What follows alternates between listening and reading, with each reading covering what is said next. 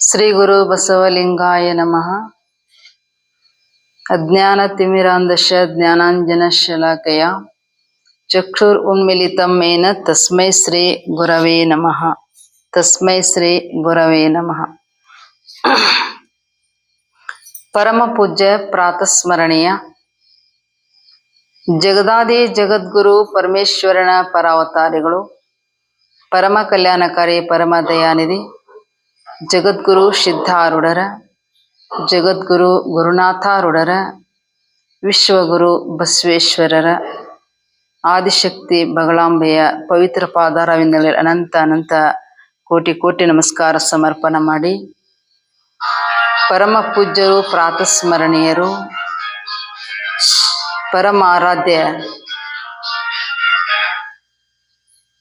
ಆರಾಧ್ಯ ಸದ್ಗುರುವಿನ ಪಾವನ ಚರಣಾರವಿಂದಗಳನ್ನು ಎನ್ನ ಹೃತ್ಪದ್ಮದಲ್ಲಿ ಸ್ಥಾಪಿಸಿಕೊಂಡು, ಪುಣ್ಯಕ್ಷೇತ್ರವೆನಿಸಿರುವ ಪಾವನ ಕ್ಷೇತ್ರವೆನಿಸಿರುವ ಮನಗುಂಡಿಯ ಗ್ರಾಮದಲ್ಲಿ ಜಂಗಲಮಯ ಪ್ರದೇಶವನ್ನು ಮಂಗಲಮಯ ಪ್ರದೇಶವನ್ನಾಗಿಸಿ ಈ ಮಹಾಮನೆಯನ್ನು ಸಂಸ್ಥಾಪನೆ ಮಾಡಿರ್ತಕ್ಕಂಥ ಪರಮ ಪೂಜ್ಯರಾದ ಪ್ರಾತಸ್ಮರಣೀಯರು ಆದ ಶ್ರೀ ಬಸವಾನಂದ ಅಪ್ಪಾಜಿಯವರ ಪವಿತ್ರ ಪಾದಾರವಿಂದ ಅನಂತ ಅನಂತ ಭಕ್ತಿಯ ನಮಸ್ಕಾರ ಸಲ್ಲಿಸಿ, ಈ ಒಂದು ಪವಿತ್ರವಾದ ಮಹಾಮನೆಯಲ್ಲಿ ತಾವೆಲ್ಲರೂ ಆಗಮಿಸಿ ಆರೋಗ್ಯದಿಂದಲೂ ಮತ್ತು ಮನಸ್ಸಿನ ಒಂದು ಆರೋಗ್ಯ, ದೇಹದ ಆರೋಗ್ಯವನ್ನ ನಿಸರ್ಗ ಚಿಕಿತ್ಸಾಲಯ ಅಂತಕ್ಕಂಥ ಈ ಒಂದು ಮಹಾಮನೆಗೆ ಆಗಮಿಸಿರ್ತಕ್ಕಂಥ ತಮ್ಮೆಲ್ಲರೂ ಕೂಡ ಅನಂತ ಶರಣಾರ್ಥಿಗಳನ್ನ ಸಲ್ಲಿಸಿ, ಇವತ್ತಿನ ದಿವಸ ಇಲ್ಲಿ ನಾವು ಇಲ್ಲಿಂದ ಬಂದೀವಿ, ಒಂದು ಸ್ವಲ್ಪ ಅದನ್ನು ಹೇಳಿ ಮುಂದೆ ಹೋಗೋಣ. ಗೊತ್ತಾಗಬೇಕಲ್ಲ ನಾವು ಇಲ್ಲಿಂದ ಬಂದೀವಿ ಅಂತ. ನಾವು ಬೈಲಹೊಂಗಲ ತಾಲೂಕ, ಬೆಳಗಾವಿ ಜಿಲ್ಲೆ ಮದನಬಾವಿಯಿಂದ ಶ್ರೀ ಜಗದ್ಗುರು ಶ್ರೀ ಚನ್ನವೃಷಭೇಂದ್ರ ಲೀಲಾ ಮಠ ಅಂತಕ್ಕಂಥ ಒಂದು ಮಠ, ಆ ಮಠದಿಂದ ಬಂದಿರತಕ್ಕಂಥರು. ನಮ್ಮ ಹೆಸರು ಪರಮ ಪೂಜ್ಯ ಮಾತಾಜಿ ಶಿವದೇವಿ ತಾಯಿಯವರು ಅಂತ.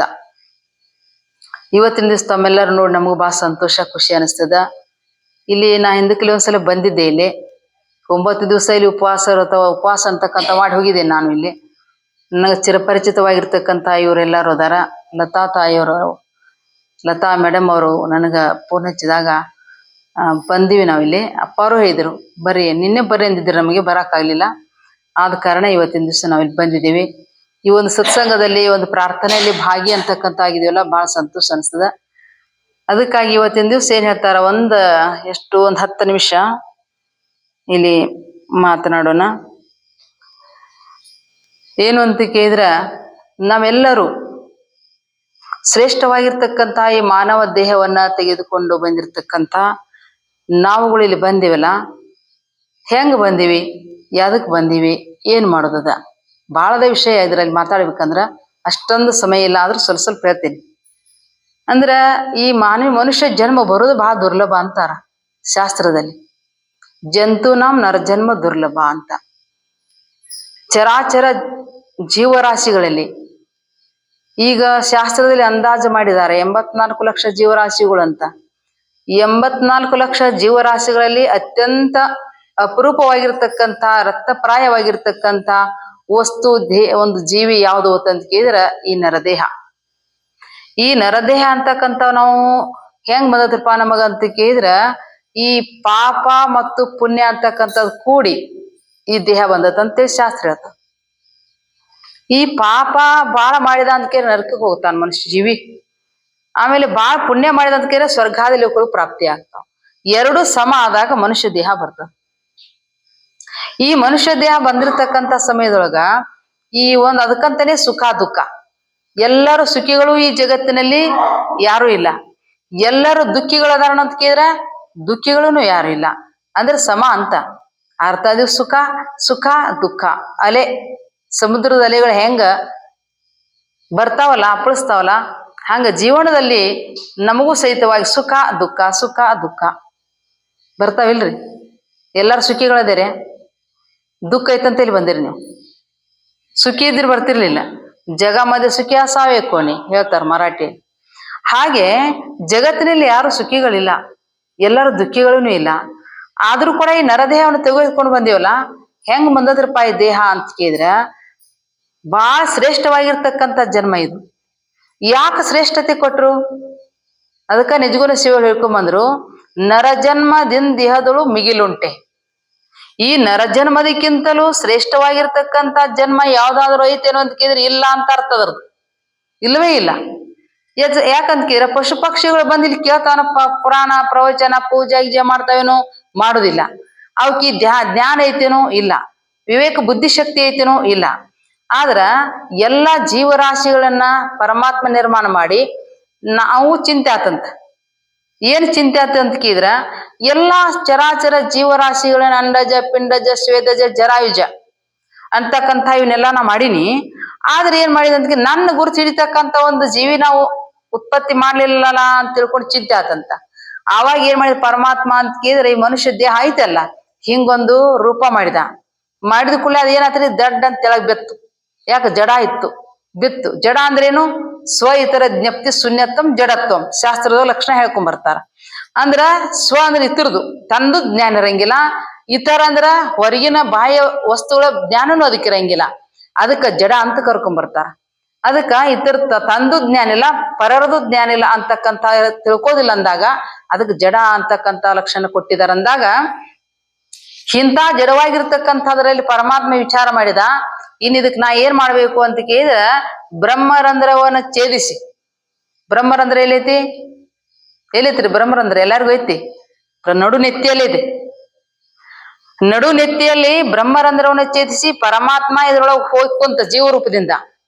ಆವಾಗ ಚಲೋ ಆತಿದ್ದು, ಚೇತನಗೊಂಡಿತು.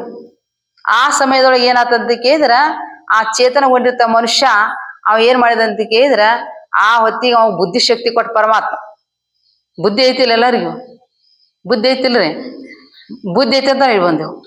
ಬುದ್ಧಿ ಇಲ್ಲದ್ರ ಬುದ್ಧಿ ಏನೇ ವ್ಯಕ್ತಿ ಅಂತ ಕರ್ಕೊಂಡ್ ಹುಚ್ಚ ಅಂತ ಕರ್ಕೊಂಡ್ ಮಂದ ಬುದ್ಧಿಯವ ಅಂತ ಕರ್ಕೊಂಡ್ ಅಂದ್ರೆ ಬುದ್ಧಿನೂ ಅದ ನಮ್ಮಲ್ಲಿ. ಮತ್ ಚಲೋ ಯಾವ್ದು ಕೆಟ್ಟ ಯಾವ್ದು ಜ್ಞಾನ ಐತಿಲ್ಲ, ವಿವೇಚನೆ ಮಾಡೋ ಶಕ್ತಿ ಐತಿಲ್ಲ. ಯಾವ್ದ್ರ ಮಾಡಿ ಚಲೋ ಆಗ್ತೈತಿ? ಈ ಮಹಾಮನಿ ಬಂದ್ರೆ ಆರೋಗ್ಯ ಚೆನ್ನಾಗ್ ಆಗ್ತದ ಗೊತ್ತ, ಜ್ಞಾನ ಐತಿಲ್ಲ. ಮತ್ತಿಲ್ರ ಮತ್ ತಿನ್ಬಾರ್ದು, ತಿಂದ್ರ ಕುಡಿಬಾರ್ದು, ಕುಡಿದ್ರ ಆರೋಗ್ಯ ಹಾಳಾಗ್ತದ ಅನ್ನೋ ಜ್ಞಾನ ಐತಿ. ಎಲ್ಲಿ ಹೋದ್ರ ಚಲೋ ಆಗ್ತದ? ಹೌದಿಲ್ಲ? ಎಲ್ಲಿ ಹೋದ್ರೆ ಚಲೋ ಆಗ್ತದ, ಎಲ್ಲಿ ಹೋದ್ರೆ ಕೆಟ್ಟ ಆಗ್ತದೆ. ಏನ್ ಮಾಡಿದ್ರೆ ಉತ್ತಮ ಆಗ್ತದ, ಏನ್ ಮಾಡಿದ್ರೆ ಕೆಟ್ಟ ಆಗ್ತದೆ ಅನ್ನೋ ಜ್ಞಾನ ನಮಗ್ ಕೊಟ್ಟಾನ ಪರಮಾತ್ಮ. ಇಂಥ ವಿವೇಚನೆ ಜ್ಞಾನ ಕೊಟ್ಟಾನ. ವಿವೇಕ ಅಂತಾರ ಅದಕ್ಕೆ. ಒಳ್ಳೇದೇ ಕೆಟ್ಟದು ವಿಮರ್ಶನೆ ಮಾಡ್ತಕ್ಕಂತ ಶಕ್ತಿಯನ್ನ ಯಾರಿಗ್ ಕೊಟ್ಟಾನ್ರಿ? ಮನುಷ್ಯನಿಗೆ ಮಾತ್ರ ಕೊಟ್ಟಾನ. ಮನುಷ್ಯರು ಯಾರು? ಶ್ರೇಷ್ಠ ಅಂತ. ಮನುಷ್ಯ ಏನಂತಂದ್ರ ಶ್ರೇಷ್ಠ.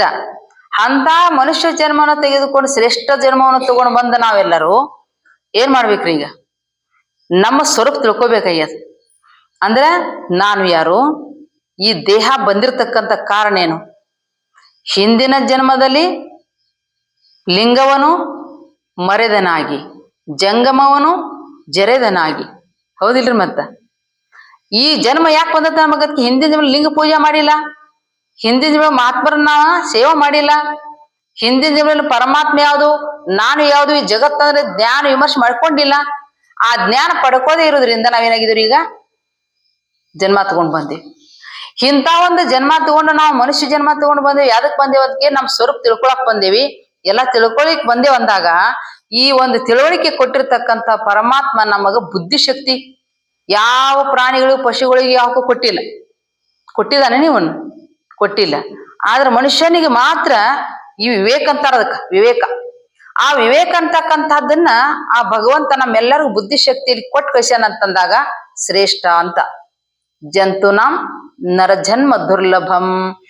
ಎಲ್ಲೆಲ್ಲ ಜಂತುಗಳಲ್ಲಿ ಎಲ್ಲ ಚರಾಚರ ಜೀವರಾಶಿಯಲ್ಲಿ ಅತ್ಯಂತ ಶ್ರೇಷ್ಠವಾಗಿರ್ತಕ್ಕಂಥ ಜನ್ಮ ಯಾವುದು ಅಂತ ಕೇಳಿದ್ರೆ ನರಜನ್ಮ, ಮನುಷ್ಯ ಜನ್ಮ. ಈ ಮಾನವ ಜನ್ಮ ಶ್ರೇಷ್ಠವಾಗಿರ್ತಕ್ಕಂಥದ. ಇಂಥ ಮನುಷ್ಯ ಜನ್ಮಕ್ಕೆ ನಾವು ಬಂದೀವಿ ಅಂದಾಗ ಮನುಷ್ಯ ಈ ದೇಹ ಅಂದ್ರೇನು? ಈ ದೇಹದಲ್ಲಿ 3 ಮತ್ತ ದೇಹ ಅದಾವ. ಈ ದೇಹದಲ್ಲಿ 3 ದೇಹ ಅದಾವ. ಹೆಂಗ್ರಿ ಒಂದ ಕಾಣ್ತತಿಲ್ಲ ಅನ್ಬೋದು ನೀವು.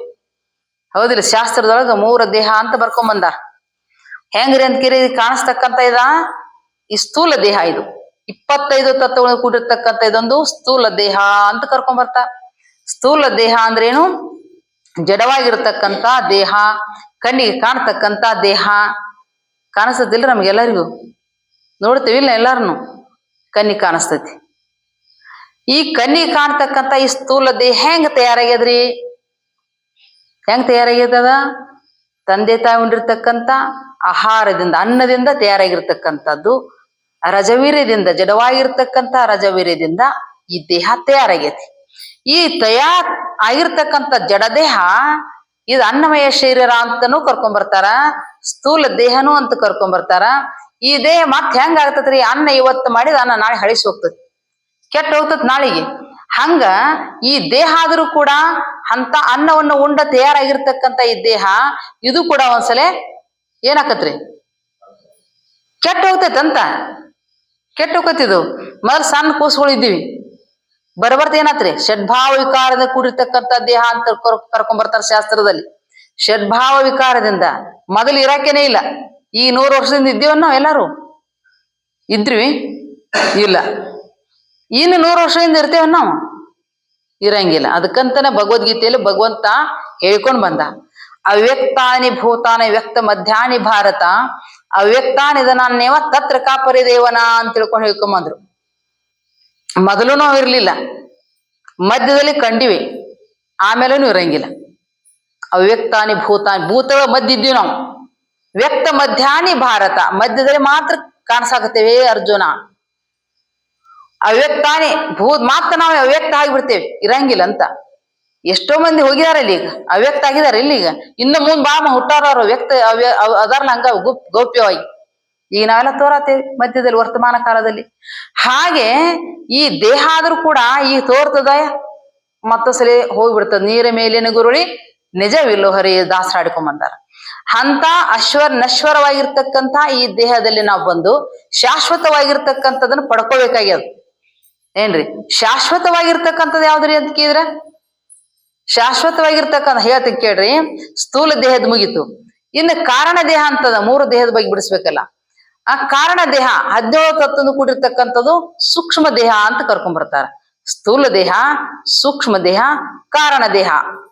ಈ ಸ್ಥೂಲ ದೇಹದ ಬಗ್ಗೆ 25 ತತ್ವ ಕೂಡಿರ್ತಕ್ಕಂಥದ್ದು ಭೂತಗಳಲ್ಲಿ 5 ಭಾಗ ಮಾಡಿ ಅರ್ಧವನ್ನು ಮುಕ್ಕಿಟ್ಟು ಇನ್ನು ಅರ್ಧದಲ್ಲಿ 4 ಭಾಗ ಮಾಡಿ ಯಾವ್ಯಾವ್ರಿ ಅಂತ ಕೇಳಿದ್ರ, ಪೃಥ್ವಿ, ನೀರು, ಬೆಂಕಿ, ಗಾಳಿ, ಆಕಾಶ.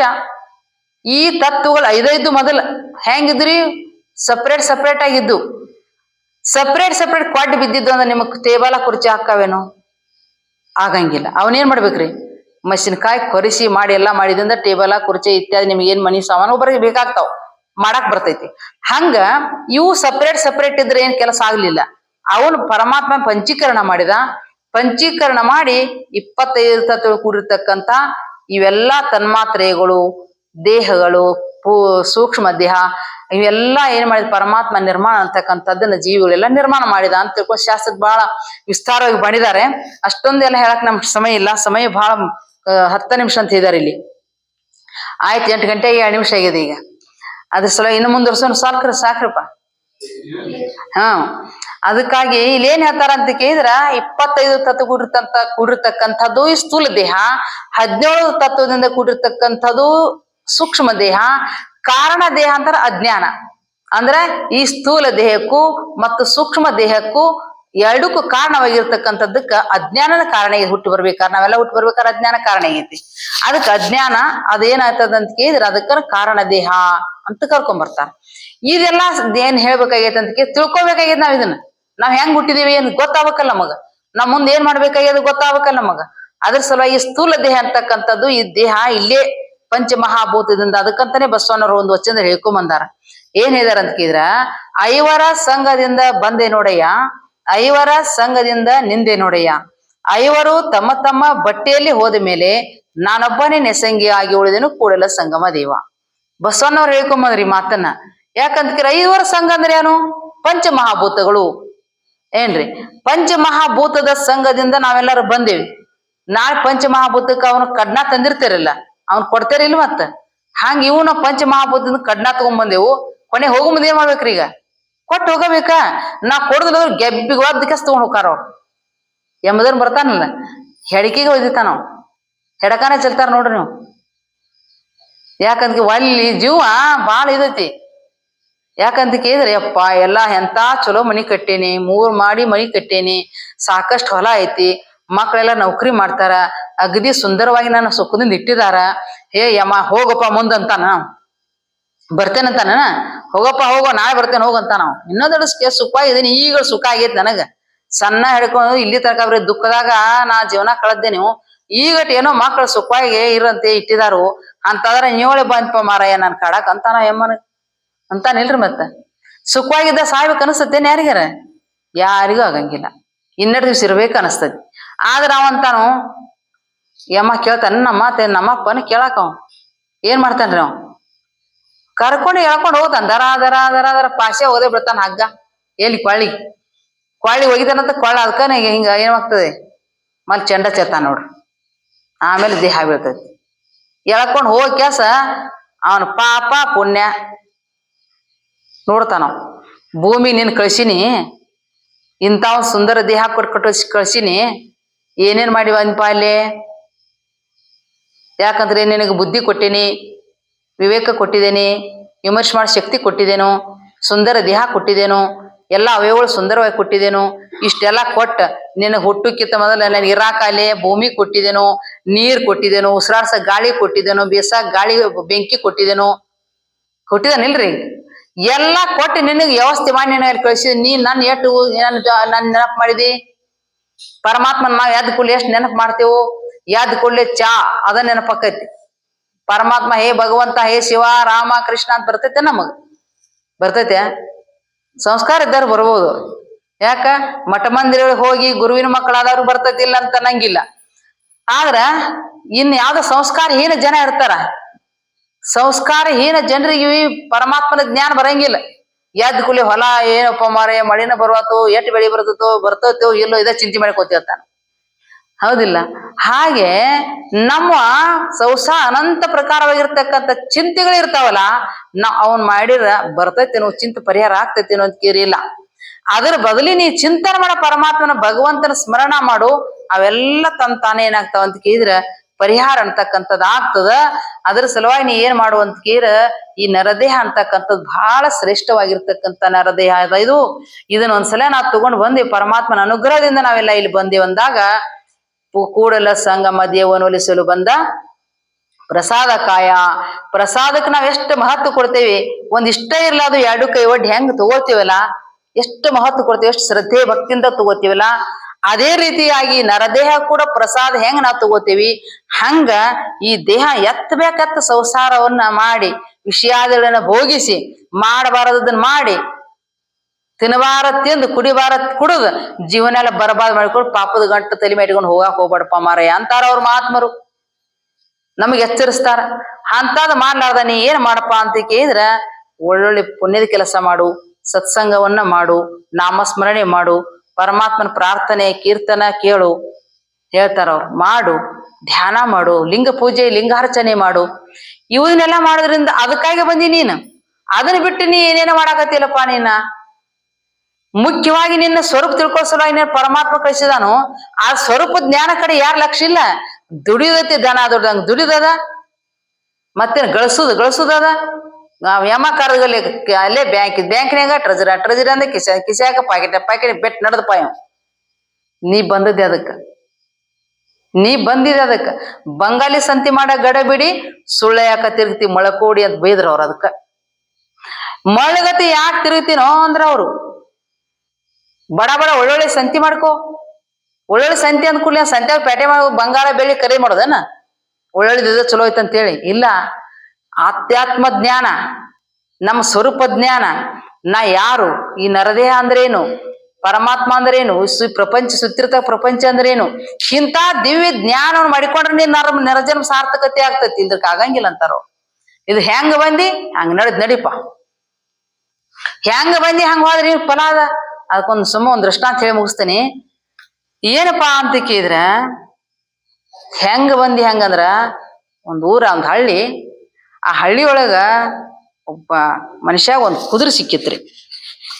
ಎಂತ ಕುದುರಿಪ್ಪ ಅಂದ್ರ ತುಡುಗಿನ ಕುದುರೆ ಸಿಕ್ಕಾಗ ಅವ ಏನ್ ಮಾಡಿದ, ತುಡುಗಿನ ಕುದುರೆ ಏನ್ ಮಾಡೋದು, ಹೆಂಡತಿಗೆ ಹೇಳ್ದ, ಕುದುರೆ ತಂದಿನಿ ಅಂದ. ಎಂತ ಕುದುರಿದು? ತುಡುಗಿನ ಕುದುರೆ ಐತಿದ. ಮತ್ತೇನ್ ಮಾಡ, ನಾ ಧಾರವಾಡ ಸಂತಿ ಹೊಡ್ರಿ, ಧಾರವಾಡ ಸಂತಿ ಹೊಡೆದ್ ಇದನ್ನ ಮಾರೇ ಬಿಡ್ಬೇಕಲ್ಲ. ಮತ್ತ ಕಳ್ತನ ಮಾಡ್ಕೋತಾರ, ಕಳ್ಕೊಂಡ್ರ ಹುಡ್ಕೋದ್ ಮಾರ ತಗೊಂಡ್ ಹೊಡ್ಕೊಂಡು ಹೋಗ್ಬಿಡ್ತಾರ. ಇವಾಗೇನ್ ಲಾಭ ಐತಿ? ಅದಕ್ಕೆ ಹೊಡಿಬೇಕು. ಧಾರವಾಡ ಪೇಟೆ ಅಂತ, ಧಾರವಾಡ ಪೇಟೆ ತಗೊಂಡ್ ಹೋದ. ತಗೊಂಡ್ ಹೋಗಿ ಪೇಟೆಗೆ ನಿಲ್ಲಿಸ್ದ. ಚಲೋ ಭಾರಿ ಲಕ್ಷಣವುಳ್ಳ ಕುದುರೆ ಇತ್ತು. ಲಕ್ಷಣವುಳ್ಳ ಜನ ಇರ್ತಾರ, ಲಕ್ಷಣವುಳ್ಳ ಜಾತಿ ಉಳ್ಳ ಸುಂದರವಾಗಿರ್ತಕ್ಕಂಥ ಅವಕ್ಕೆಲ್ಲ ಲಕ್ಷಣಗಳು ಕೆಲವೊಂದು ಅದಾವು. ಅದಕ್ಕೆ ಅವ ಇರ್ಲಿ, ಅದಕ್ಕೆ ಅಂತ ಒಂದು ಒಳ್ಳೆ ಸುಂದರವಾಗಿರ್ತಕ್ಕಂಥ ಒಂದು ಲಕ್ಷಣವುಳ್ಳ ಕುದುರೆ ಇತ್ತು. ಆ ಕುದುರೆ ಪೇಟೆ ನಿಂದಿರ್ಸ್ದ. ಅದನ್ನ ಎಲ್ಲಾರು ತಮ್ಮಂತ ಚಲೋ ಗಿರಾಕಿಗಳು ಬರಾಕತ್ರು. ಕೇಳಿದ್ರು ಅದು ಕುದುರೆ, ಏನಪ್ಪಾ ಕುದುರೆ ಬೆಲೆ ಅಂತ ಕೇಳಿದ್ರು. ಕುದುರೆ ಬೆಲೆ ಏನಂತ ಕೇಳಿದ್ಕು, ನೀ ಕುದುರೆ ಬೆಲೆನೂ ಗೊತ್ತಿಲ್ಲ, ಯಾಕೆ ಕಟ್ಟಿದವಲ್ಲ, ಕಾದವಲ್ಲ, ಏನ್ ಕೊಂಡವಲ್ಲ, ಏನಪ್ಪಾ ಕುದುರೆ ಬೆಲೆ ಅಂದ ಕೂಡ್ಲೆ ನೀವ ಕೇಳ್ರಿ ಅಂದ್. ನೀವ ಕೇಳ್ರಿ ಅಂದ ಕೂಡ್ಲೆ ನೋಡಪ್ಪ, ಇದಕ್ಕೊಂದು 10,000 ರೂಪಾಯಿ ಕೊಡ್ತೇವಿ, ಕೊಟ್ಟಿ ಬಿಡು ಅಂದ್ರು. 10,000 ರೂಪಾಯಿ ಏನೋ ಭಾಳ ಬರುವಂಗ ಕಾಣಿಸ್ತೈತಿ, 10,000 ರೂಪಾಯಿ ಬರಂಗಿಲ್ರಿ ಇದ, ನಾ ಕೊಡುದಿಲ್ಲ ಅಂತಂದ. ಮತ್ತೊಬ್ಬ ಗಿರಾಕಿ ಬಂದ, ಏನಪ್ಪಾ ಕುದುರೆ ಬೆಲೆ ನೀವ ಕೇಳ್ರಿ ಅಂದ. ನೀವ ಕೇಳ್ರಿ ಅಂದ ಕೂಡಲೇ ಒಂದು 10,000-15,000 ರೂಪಾಯಿ ಹೆಚ್ಚಿಗೆ ಮಾಡಿದ. ನೋಡಪ್ಪಾ 10,000 ರೂಪಾಯಿ ಕೇಳಿದ್ ಗೊತ್ತೈತಿಲ್ಲ ಅವನಿಗೆ, ಒಂದ್ 15,000 ರೂಪಾಯಿ 20,000 ರೂಪಾಯಿ ಕೊಡ್ತೇವೆ, ಕೊಟ್ಬಿಡು ಅಂತಂದ. ಬಹುಶಃ ಇನ್ನ ಭಾಳ ಬರುವಂಗ ಕಾಣಿಸ್ತೈತಿ, ಬರಂಗಿಲ್ ಬಿಡ್ರಿ ಅಂತಂದ. ಮತ್ತೊಬ್ಬ ಮೂರನೇ ಗಿರಾಕಿ ಬಂದ. ಮೂರನೇ ಗಿರಾಕಿ ಬಂದ ಕೂಡ್ಲೆ ಅವ ಪಕ್ಕ ಶಾನೆ ಮನುಷ್ಯ ಇದ್ದ, ಭಾರಿ ಶಾನೆ ಮನುಷ್ಯ ಇದ್ದವ. ಏನಪ್ಪಾ ಕುದುರೆ ಬೆಲೆ ಅಂದ ಕೂಡ್ಲೆ ನೀವ ಕೇಳ್ರಿ ಅಂದ. ನೀವ ಕೇಳ್ರಿ ಅಂದ ಕೂಡ್ಲೆ 10,000 ಬೇಡ, 20,000 ಬೇಡ, 30,000 ಬೇಡ, ಒಂದ 50,000 ರೂಪಾಯಿ ಕೊಡ್ತೇನೆ, ಬಿಚ್ಚಿ ಬಿಡು ಕುದುರೆ ಅಂತಂದ. 50,000 ರೂಪಾಯಿ ಅಂದ್ಕೂಲೆ ಬಹುಶಃ ಭಾಳ ಕಾಣಿಸ್ತೈತಿ, ಇರ್ಲಿ ಯಾಕಾಗತ್ತು, ನಂದೇರ್ ಏನಿದೇನು ರೊಕ್ಕ ಕೊಡ್ತಂದದ್ದಲ್ಲ, ರುಜಿ ಕೊಡ್ತಂದದ್ದಲ್ಲ, ಪುಕ್ಕಟ್ಟ ಬಂದದೈತಿ, ಹೆಂಗಾಕಾಗತ್ತ ಒಂದ್ 50,000 ರೂಪಾಯಿ ಬರ್ತೈತಿ ಅಂತ ತಿಳ್ಕೊಂಡು ಆಯ್ತ್ರಿ ಕೊಡ್ತೇನೆ ಅಂತಂದ. ಕೊಡ್ತೇನೆ ಅಂತಂದ. ಅಂದ್ಕೂಡ್ಲೆ ಅವ ಅಂತಂದ, ಇದನ್ ಕುದುರೆ ಹೆಂಗ್ ನಡಿತೈತಿ ಚಾಳಿ ನೋಡ್ಬೇಕಲ್ಲ, ಹೆಂಗ್ ನಡಿತೈತಿ ಹೆಂಗ್ ಬರ್ತೈತಿ ನೋಡ್ಬೇಕಲ್ಲ, ಅದಕ್ಕೆ ಇದು ಸ್ವಲ್ಪ ಹಿಂಗ ಅಡ್ಡಾಡ್ಸ್ಕೊಂಡ್ ಬರ್ತೇನೆ ಅಂದವ. ಯಾಕೆ ಹೋಗೋದ್ ತಗೊಂಡ್ ಹೋಗಂದ. ತಗೊಂಡ್ ಹೋಗ ಅಂದ್ಕೂಲೆ ಅವ್ನ ಕಾಲಾಗ ಚರ್ಮದ ಚಪ್ಪಲ್ ಇದ್ರು. ಮೊದಲು ಹಳ್ಳಿ ಮಂದಿ ಯಾವ ಹಾಕೋತಿದ್ರು, ಈಗ ಯಾರು ಹಾಕೊಳಂಗಿಲ್ಲ, ಎಲ್ಲ ರೆಡ್ಮೇಡ್ ಈಗ. ಅಂದ್ಕೂಲೆ ಅವ್ ಗಿರ್ಕ್ ಅಂತಿದ್ರು. ಚರ್ಮದ ಚಪ್ಪಲ್ ಇದ್ದು ಅವ ಕುಂಡ್ರಾಕೋದ್ ಕುದುರೆ ಮೇಲೆ ರಿಕ್ಕಿಪ್ದಾಗ ಹೋಗ್ಲಿಲ್ಲ ಅವ್ ಚಪ್ಪಲ್. ಅವನ್ ಚಪ್ಪಲ್ ಅಲ್ಲಿ ಅವನ ಹತ್ತಿದ. ಅದು ಭಾರಿ ಜಾತಿ ಉಳ್ಳ ಕುದುರೆ ಇತ್ತು, ಭಾಳ ಶಾನೆ ಇತ್ತು. ಕೈ ಹಿಡ್ರಂದ್ರ ವಾಯು ಈಗ ಓಡಾಕೈತಿರ, ಟಕ ಟಕ ಟಕ ಟಕ ಟಕ ಟಕ ಹೋಗೇ ಬಿಡ್ತ್ರಿ. ಏನ್ ಹೋತಿರದ ಹೋಗೇ ಬಿಡ್ತಾವ, ಹೊಳ್ಳಿ ಬರಲಿಲ್ಲ ಅವ. ನೀವು ಇಲ್ಲಿ ದಾರಿ ಹಿಡ್ಕೋತ ಕುಂತ, ಈಗ ಬರ್ತಾನ, ನೆಟ್ಟಿತ್ ಬರ್ತಾನ, 1 ತಾಸು ಕುಂತ, 2 ತಾಸು ಕುಂತ, 3 ತಾಸು ಕುಂತ, 4 ತಾಸು, ಸಂಜೆ 5 ಗಂಟೆ ಆಯ್ತು. ಬೇಪತ್ತಾರೆ ಅವ, ನಾಪತ್ಯ ಹೋಗ್ಬಿಟ್ಟವ. ಆಮೇಲೆ ಪೈಲಾ ಒಬ್ಬ ಗಿರಾಕಿ ಕೇಳಿದ್ದಲ್ಲಿ ಇಲ್ಲಿ ಅವಂಗ, ಅವ್ ಬಂದ, ಏನಪ್ಪಾ ವ್ಯಾಪಾರ ಆತನ ಕುದುರೆ ಇದಂತ. ಆಯ್ತಲ್ರಿ, ಆಯ್ತು ಕುದುರೆ ವ್ಯಾಪಾರ ಆತ್ರಿ ಅಂತಂದ. ಹೆಂಗ ಆತೋ, ಹೆಂಗ್ ಬಂದಿತ್ತು ಹಂಗ ಆತಂದ. ಹೆಂಗ್ ಕೊಟ್ಟು ಅಂತ ಕೇರಿ, ಹೆಂಗ್ ಬಂದಿತ್ತು ಹಂಗ ಹೋತ್ ಅಂದ್ಬಿಟ್ಟವ್. ಹೆಂಗ್ ಹೋತವ್ ಕುದುರೆ ಅಂತ ಕೇಳಿದ ಕೂಡಲೇ ಅಂದ್ರೆ ಏನಂದವ, ಹೆಂಗ್ ಬಂದಿತ್ತು ಹಂಗ ಹೋತ್ ಅಂದವ. ಇವ್ ನಿನಗೇನ ಬಸ್ ಸಿಕ್ತು, ನಿನಗೇನ್ ಲಾಭ ಆತ? ಅವ್ಯಾರ ಜೋಡಿದ್ದು ಅಲ್ಲ, ಇವ್ಯಾರ ಚಪ್ಪಲ್ ಹೋದಾವ ಅಂದವ. ಅಲ್ಲ, ಇಲ್ಲಿ ಅದ್ ಕತಿ ಮುಗೀತು, ಸಿದ್ಧಾಂತಕ್ಕೆ ಬರ್ರಿ. ಹೆಂಗ ಪರಮಾತ್ಮನು ಕೂಡ ನಮಗೂ ಒಂದು ಕುದುರೆ ಕೊಟ್ಟು ಕಳ್ಸ್ಯಾನ್, ನಮ್ಗೆಲ್ಲರಿಗೂ ಒಂದು ಕುದುರೆ ಕೊಟ್ಟು ಕಳ್ಸ್ಯಾನ್. ಯಾ ಕುದುರೆ ಕೊಟ್ಟು ಕಳ್ಸ್ಯಾನ? ಶನ್ಯಾರದಿರ ನೋಡಿ ನೀವು. ಯಾಕೆ ಸಂಸ್ಕಾರ ಐತ ಅಪ್ಪಂದ. ಅಂದ್ರ ಈ ದೇಹ ಅಂತಕ್ಕಂಥ ಕುದುರೆ ಕೊಟ್ಟು ಕಳ್ಸ್ಯಾನ ನಮಗೂ ಎಲ್ಲರಿಗೂ. ಕೊಟ್ಟು ಕಳ್ಸ್ಯಾನ ಕರೆ ಅದನ್ನ ನಾವ್ ಏನ್ ಮಾಡತ್ತೀವಿ ಈಗ? ಏನ್ರಿ ಅದನ್ನ ನಾವ್ ಹೆಂಗ್ ಮಾಡಾಕ್ತಿವಿ ಈಗ? ಆ ದೇಹದಿಂದ ನಾವ್ ಏನ್ ಮಾಡ್ಬೇಕಾಗೈತಿ? ಚಪ್ಪಲ್ ಅಂದ್ರೆ ಏನು? ಪುಣ್ಯ ಪಾಪ ಎರಡು ಉಳಿಸ್ಬೇಕಾಗೈತಿ. ಅಸ್ಥಿರಂ ಜೀವಿತಂ ಲೋಕೆ, ಸುಭಾಷಿತಕಾರ ಹೇಳ್ತಾರ ಕೇಳ್ರಿ ಲಕ್ಷ ಕೊಟ್ಟ. ಅಸ್ಥಿರಂ ಜೀವಿತಂ ಲೋಕೆ, ಅಸ್ಥಿರಂ ಧನ ಯೌವನಂ, ಅಸ್ಥಿರಂ ಪುತ್ರಧಾರಾದ್ಯಂ, ಧರ್ಮ ಕೀರ್ತಿ ದ್ವಯಂ ಸ್ಥಿರಂ.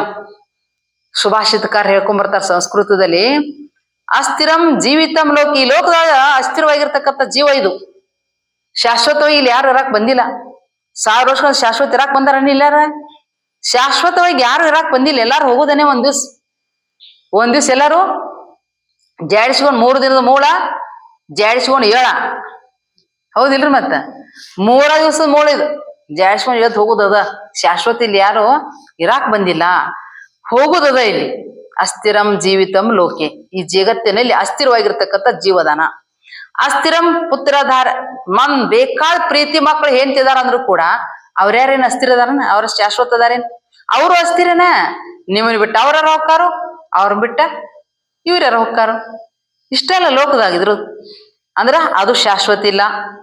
ಪುತ್ರದಾರಾಧ್ಯಂ ಅಂದ್ರ ಧನ ದ್ರವ್ಯ ಗಳಿಸಿರ್ತಕ್ಕಂಥ ದ್ರವ್ಯ ಅದು ಸಹಿತಾರ ನಿಮ್ ಜೊತೆ ಬಾಳ ನಮ್ ಕಷ್ಟಪಟ್ಟ ಗಳಿಸಿದನಪ್ಪ ನಮ್ಮ ಮಾಲಕ, ಅವನ್ ಕೂಡ ನಾನಾರ ಹೋಗ್ಕನತ್ತೇನದ.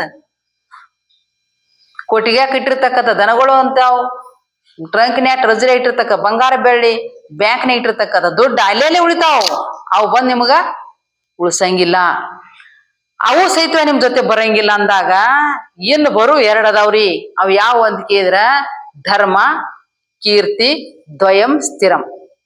ಸ್ಥಿರವಾಗಿರ್ತಕ್ಕಂಥವು ಜಗತ್ತಿನಲ್ಲಿ ಯಾವ ಅಂತ ಕೇಳಿದ್ರ ಧರ್ಮ ಕೀರ್ತಿ. ಅವ್ನು ಉಳಿಸ್ಬೇಕಾಗಿತ್ತು. ಇಂಥವ್ರ ಕಾಲದಿಂದ ಹಿಂಗಾಗಿತ್ತು ನೋಡು ಅಂತ ಜಗತ್ತಿನ ಕೀರ್ತಿ ಉಳಿಸಿ ಹೋಗ್ತಾರೆ ಕೆಲವು ಜನ. ಸ್ವಾಮಿ ವಿವೇಕಾನಂದ್ರ ಈಗಿಲ್ಲ, ಅವ್ರ ಹೆಸರು ಕೇಳ್ತಿಲ್, ಅವ್ರ ಕೀರ್ತಿ ಐತಿಲ್. ಮಹಾತ್ಮ ಗಾಂಧೀಜಿ ಇಲ್ಲ, ಅವ್ರ ಕೀರ್ತಿ ಐತಿಲ್. ಐತ್ರಿ ಸಿದ್ಧಾರೂಢಪ್ಪ ಇಲ್ಲ, ಅವ್ನ ಕೀರ್ತಿ ಐತಿಲ್. ವಿಶ್ವಗುರು ಬಸವೇಶ್ವರ ಇಲ್ಲ ಇವತ್ತಿಗೆ, ಅವ್ರ ಕೀರ್ತಿ ಐತಿಲ್. ವಿಶ್ವಗುರು ಜಗದ್ಗುರು ಅನ್ಸ್ಕೊತಾರ. ಮತ್ ಇವೆಲ್ಲ ನಾವ್ ಕೇಳ್ತೀವಂದ ನಾವ್ಯಾಕೆ ಪುಣ್ಯ ಮಾಡಂಗಿಲ್ಲ, ನಾವ್ಯಾಕೆ ಪುಣ್ಯ ಗಳಿಸಂಗಿಲ್ಲ, ನಾವ್ಯಾಕೆ ಪರೋಪಕಾರ ಮಾಡಂಗಿಲ್ಲ, ನಾವ್ಯಾಕೆ ಧರ್ಮ ಉಳ್ಸಂಗಿಲ್ಲ? ಅಜ್ಞಾನ ಅಂತ. ಆ ಸಮಯದ ಸೂಚ ಬುದ್ಧಿ ಬರಂಗಿಲ್ಲ ಅಂತ. ಅದ್ರ ಸಲುವಾಗಿ ಇವನ್ನೆಲ್ಲಾ ತಿಳುವಳಿಕೆ ಮಾಡ್ಕೋಬೇಕಾದ್ರೆ ಇಂಥ ಮಹಾಮನಿಗೆ ಬರ್ಬೇಕಂತ. ಈ ದಿವ್ಯ ಜ್ಞಾನ ನಮ್ಮ ತಲೆ ಉಳಿಬೇಕು. ಈ ದಿವ್ಯ ಜ್ಞಾನ ಪ್ರಕಾರ ನಡ್ಕೋಬೇಕು. ಜೀವನದಲ್ಲಿ ಶಾಶ್ವತವಾಗಿರ್ತಕ್ಕಂಥ ಜ್ಞಾನ ಪಡ್ಕೊಂಡ ಮುಕ್ತಿ ಹೊಂದಬೇಕಾಗಿತ್ತು ಅಂತ ಕೇಳಿದ್ರೆ ಇಂಥ ಒಂದ ಸದ್ಗುರುನಾಥನ ಸನ್ನಿಧಾನಕ್ಕೆ ನಾವು ಬರಬೇಕಾಗ್ತದ. ಬಂದ ಮನುಷ್ಯ ಜನ್ಮ ಸಾರ್ಥಕತೆ ಮಾಡ್ಕೋಬೇಕಾಗ್ತದ. ಅಂದ್ರ ಇನ್ನೂ ಸಮಯ ಎಲ್ಲಾ ವಿಷಯ ಅದ, ಇರ್ಲಿ. ಮತ್ ನಾಳಿನ ದಿವಸ ವಿಷಯವನ್ನು ಮತ್ ಮುಂದುವರ್ಸೋಣ ಅಂತ ತಿಳ್ಕೊಂಡ ಹೇಳ್ತಾ ಕೆಲವು ಮಾತುಗಳನ್ನ ಜಗದ್ಗುರು ಬಸವೇಶ್ವರ ಚರಣಾರವಿಂದ ಅರ್ಪಣೆ ಮಾಡಿ ಕೆಲವು ಮಾತು ಮುಕ್ತ ಮಾಡೋಣ. ಎಲ್ಲರೂ ಶರಣಾರ್ಥಿ.